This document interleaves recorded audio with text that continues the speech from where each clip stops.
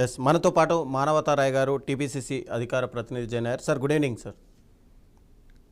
Good evening. Yeah Congress ప్రభుత్వం అధికారంలోకి వచ్చిన తర్వాత ఇప్పుడు వరదలు వస్తున్నాయి. వరదలు వస్తుంటే వాటి నీటిని ఆపి అటు కరువు ప్రాంతాలకు తరలించాల్సింది పోయి ప్రభుత్వం ఏమో ప్రత్యామ్నాయ పంటలు వేసుకోండి, నీళ్ళు ఇచ్చే పరిస్థితి లేదు, ఎల్నినో ప్రభావం ఉంది అని చెప్తుంది. అంటే ఇక్కడ రైతులకు నీళ్ళు ఇచ్చే పరిస్థితి కూడా ప్రభుత్వం తీసుకొస్తుందా? అంటే ఇవ్వలేకపోతుందా? చేతులు ఎత్తేసిందా? ఇప్పుడు వాస్తవంగా ఈ పాటికి 40 సెంటీమీటర్ల వర్షపాతం నమోదు కావాలి. జూలై ఇప్పుడు ఆగస్టుకు వచ్చింది, 40 కూడా దాటాలి.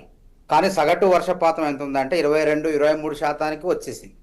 పక్కన ఆంధ్రప్రదేశ్లో కూడా ఇదే పరిస్థితి, దేశమంతా ఇదే పరిస్థితి, ప్రపంచంలో కూడా ఇదే పరిస్థితి ఉంది.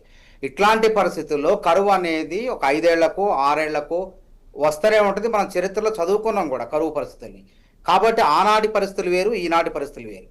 కాబట్టి ప్రత్యామ్నాయ ఆలోచనలు, ప్రత్యామ్నాయ పంటల ద్వారా రైతాంగాన్ని ఆ వైపుగా పయనింపజేస్తే ఆటంకాలు ఉండవు. రేపు వడ్ల అందరూ రైతులు వడ్లే పండిస్తే ఇబ్బందులు వస్తాయి. కాబట్టి ఇతర పంటలు, వ్యాపార పంటలు, వాణిజ్య పంటలు కూడా పండించాలనేది శాస్త్రవేత్తలు, వ్యవసాయ శాస్త్రవేత్తలు, ఇట్లా మేధావులు, వ్యవసాయ రంగ నిపుణులు చెప్తున్నారు. ఇది ఇప్పుడే కాదు కదా, చారిత్రక నేపథ్యం తీసుకుంటే ఎన్ని రకాల విప్లవాలు వచ్చినాయో మనం చూసినాం. కాబట్టి భవిష్యత్తుని ముందే అంచనా వేసి, పరిస్థితులు అంచనా వేసి రైతాంగానికి సూచనలు ఇస్తాం.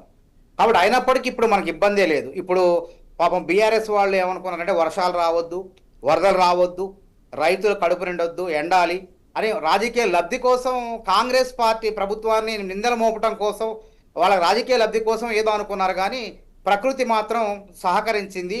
ఇప్పుడు కడెం పైన ప్రాజెక్ట్ నుంచి మొదలు పెడితే ఎల్లంపల్లిలో ఇప్పుడు ఇలా వాస్తవంగా మేడిగడ్డ, అన్నారం, సుందిళ్ళ లేకుండానే నీటి ప్రవాహం అనేది లక్షలాది క్యూసెక్లు దాదాపు ఇప్పుడు ఎల్లంపల్లిలోకి ఇన్ఫ్లో అంటే వరద ప్రవాహం 4,16,000 క్యూసెక్లు.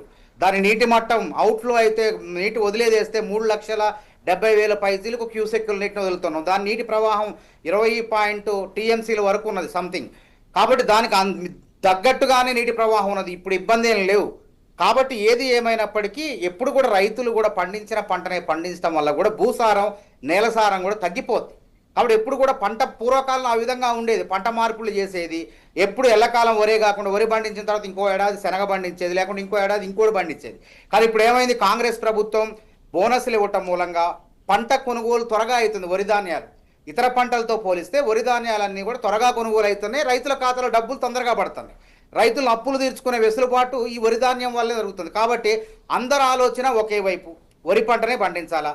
కాబట్టి ఇతర పంటల వల్ల ఇతర పంటల రేట్లు పెరుగుతున్నాయి. ఇంకో విషయం ఏంటంటే మన నేల, సారవంతమైన నేల మొత్తం కూడా ఇప్పుడు రియల్ ఎస్టేటు మళ్ళుగా మారిపోయి, రియల్ ఎస్టేటు వెంచర్లుగా మారిపోయింది. ఒకప్పుడు రోడ్డు పక్కన మనం పోతుంటే కంది పంటలు, మొక్కజొన్న పంటలు, జొన్న పంటలు, నీళ్లు లేకపోయినా ఈ పంటల ప్రవాహం ఉండేది. ఇలా కంది ధర చూసుకో ఎంత ఉన్నదో చూడండి. కిలో కంది అంటే దాదాపు 150, 170, 180 రూపాయల పైసకి ఎక్కువే ఉన్నది నాకు తెలిసినంత వరకు. కాబట్టి దీనివల్ల ఏమైంది, రైతులకు కూడా ఆలోచన సరళ మారాలి. ప్రభుత్వం ఏదో దురుద్దేశంతో చెప్పట్లే, మన మంచి కోసమే, భవిష్యత్తులో కష్టాలు రాకుండా, ప్రజలకు ఇబ్బంది లేకుండా, కొనుగోళ్లు కానీ ఇతరత్ర ధరలు పెరగకుండా ఉండాలంటే ప్రత్యామ్నాయ పంటల వైపు కూడా ఆలోచన చేయాలనేది ప్రభుత్వం ఆలోచన. కాబట్టి ఇందులో రాజకీయం ఉద్దేశం లేదు, ముందే చెప్తాను, హెచ్చరిక చేస్తాను. తర్వాత యూరియా కూడా ఇప్పుడు వాస్తవంగా ఇప్పుడు ఇలా చూడండి, మనకి E20 పెట్రోల్ వస్తుంది, బండ్లన్నీ సర్వనాశనం అవుతుంది. జనానికి కూడా తెలియదు ఏ పెట్రోల్ సప్లై అవుతుందో, ఏ పెట్రోల్ మన బండ్లో పోసుకుంటున్నామో తెలియకుండా మన బండ్లను మనమే నాశనం చేసుకుంటున్నాం. కానీ వాస్తవంగా యూరియా కూడా ఇప్పుడు ఆ యుద్ధం మూలంగా ఇలా రవాణా కానీ ఓడరేవులు రవాణాల ద్వారా మనకు రావాల్సింది రావట్లేదు. ఇక్కడ రామగుండంలో ఉత్పత్తి కావాల్సినంత మరి మనకు కావట్లేదు. అన్ని రకాల సమస్యల నేపథ్యంలో మనం ఏం చేస్తున్నాం, యూరియా కలుపు నివారణలు కానీ రకరకాలని చెప్పేసి యూరియా వాడితే మనం 100 క్వింటాలు, లేదంటే 1 బస్తాలో 2 బస్తాలో 2-3 బస్తాలో వాడాల్సింది మోతాదుకు మించి వాడుతున్నాం. మోతాదుకు మించి వాడటం వల్ల అందరికీ యూరియా లభ్యం కావట్లేదు. ఎంత యాప్లు పెట్టినా, ఎంత నియంత్రణ చేసినా అందరికీ రావట్లేదు. కాబట్టి ఈసారి ఇట్లాంటి యూరియా సమస్యలు కానీ లేకుండా ఉండాలంటే ప్రత్యామ్నాయ పంటల వైపు ఆలోచన చేయాలి రైతాంగం అనేది వ్యవసాయ శాస్త్రవేత్తలు, వ్యవసాయ రంగ నిపుణులు, ప్రభుత్వం కూడా రైతాంగాన్ని చెప్తుంది.